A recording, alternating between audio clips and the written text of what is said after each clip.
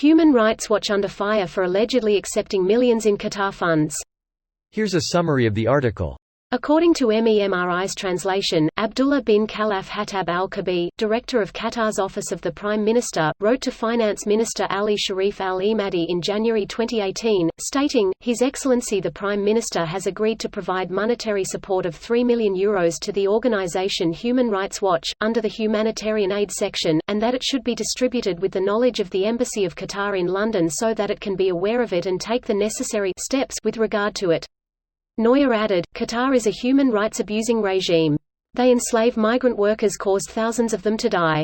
They support the Taliban. They support Hamas. They support terrorism. They have an egregious human rights record. Eichinger said, HRW employee Natalie Lundgren worked in the past for the Qatar Foundation and was program manager of World Innovation Summit for Education. These entities are closely linked and under the control of Sheikh Moza. Human Rights Watch can always deny any link with Qatar. The fact is that Mrs. Lundgren is in charge of fundraising in Paris and comes from WISE. He wrote the Arab and Iranian regimes rule over some 350 million people, and most remain brutal, closed and autocratic, permitting little or no internal dissent. The plight of their citizens who would most benefit from the kind of attention a large and well-financed international human rights organization can provide is being ignored as Human Rights Watch's Middle East division prepares report after report on Israel. Bestein added, Human Rights Watch has lost critical perspective on a conflict in which Israel has been repeatedly attacked by Hamas and Hezbollah, organizations that go after Israeli citizens and use their own people as human shields.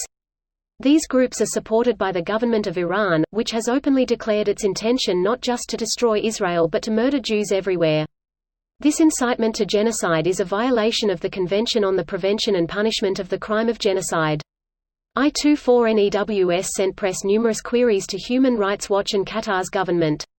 In response to I24NEWS's question about HRW accepting money from a Saudi billionaire ostensibly opposed to LGBTQ+ rights, HRW responded that, in 2012, Human Rights Watch made a deeply regrettable decision to accept a donation that included conditions that the funds not be used to support HRW's work on lesbian, gay, bisexual, and transgender rights in the Middle East and North Africa.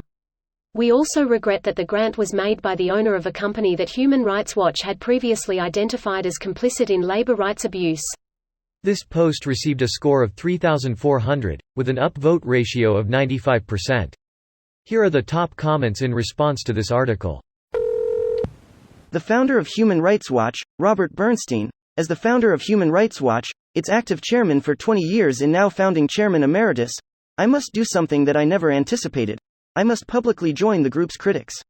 In recent years, Human Rights Watch has written far more condemnations of Israel for violations of international law than of any other country in the region. The plight of their citizens who would most benefit from the kind of attention a large and well-financed international human rights organization can provide is being ignored as Human Rights Watch's Middle East division prepares report after report on Israel. Human Rights Watch has lost critical perspective on a conflict in which Israel has been repeatedly attacked by Hamas and Hezbollah, organizations that go after Israeli citizens and use their own people as human shields. Don't mean to digress from the discussion, but HRW also does not have a good reputation within the Iranian community either. They are known to be very friendly with the Islamic regime and selectively deaf and mute when it comes to the realities of the brutality of the Islamic regime. Edit, add links. On the contrary, this is a very important perspective that is underreported. Oh look, yet another morally dubious, human rights? Ngo's credibility rapidly evaporating. Could not have seen that one coming. Amnesty, the UN, HRW. Truth is coming out and people are waking up. This is now the third time HRW has been caught taking money from totalitarians, all of whom hate HRW's biggest target, Israel. They used to take FARC money in the past too. No wonder they mostly only find human rights violations when the West or Western allies do them. It's also easier because the West won't, in general, disappear you if you report on them. But that's like expressly why HRW was formed, to give an outside voice to the plights of people that live in countries where dissent gets you disappeared. Yeah, guys, we tried that.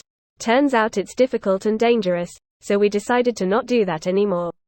Plus, did you see how much money these dictators pay? almost like they are more interested in producing propaganda than they are in standing up for human rights. I've always strongly believed that global do-good organizations like HRW, UN, ECT were a good thing. These days though it's basically just a career farm for people with incentive to drag problems out as long as possible to justify their worth in continuing to tackle it. After looking at their site, you can see the Qatari money at work with HER's use of sentences like, information provided by the Gaza Government Media Office. UAE probably pays big too, with words like, UAE, migrant worker abuses linked to broader climate harms. This video was automatically created by Reddit to speech. The article and comments in this video were selected from Reddit according to their upvotes, and any paraphrasing was performed by smmry.com, without any human intervention.